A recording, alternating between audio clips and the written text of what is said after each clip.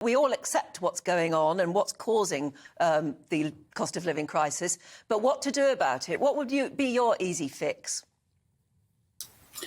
Well, if you look at what firms can do, I mean, you've already had an outline earlier, I saw, that there are some places which sell food a lot more cheaply than others. And of course, you have to search around.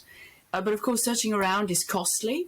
You need to travel further, and of course that costs as well. So it's not necessarily a very easy solution. There are bits around the country which don't have really access to where perhaps that cheap food might be. So one has to be very innovative, I'm guessing. But the interesting thing about whether you're going to be charged an awful lot is whether businesses are feeling at all confident in increasing the prices sufficiently to cover their costs. So although the British Chamber of Commerce is saying that a very large percentage of firms want to raise their prices and will be raising the prices, which has been a consistent path we've seen over the last few months to meet all those costs.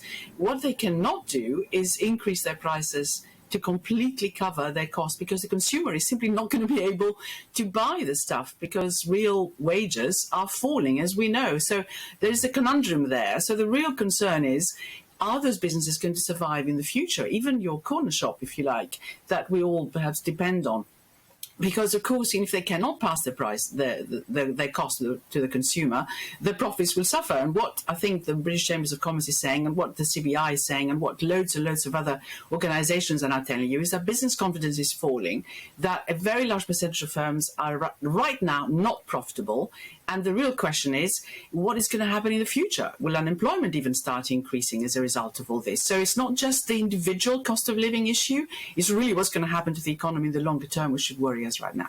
Yeah, so something the government could do then for businesses, and by proxy us, all of us, is cut taxes. It could do that, couldn't it?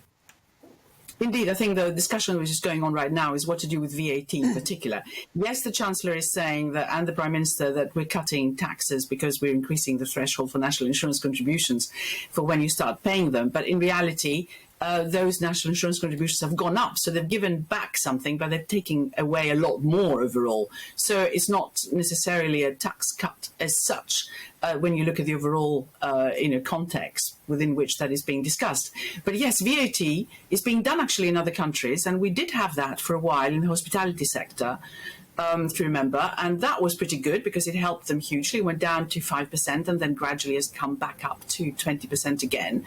Now, if you were to reduce VAT across the board, then that would bring prices down overall, and of course help businesses as well, because VAT is paid on all sorts of services that they're involved in, and everything that they buy, of course, they can claim some of it back. But yes, that is considered to be a possibility, and businesses are asking for it, not just for the energy sector, for example, where that is being debated a lot, but also more widely, because that will also reduce the inflation expectations of people, because everyone's worried about how they're going to survive in the future. Everyone wants to have pay rises which cover this. If you think that inflation is going to slow down in the future or suddenly drops, then perhaps your demands aren't going to be that great.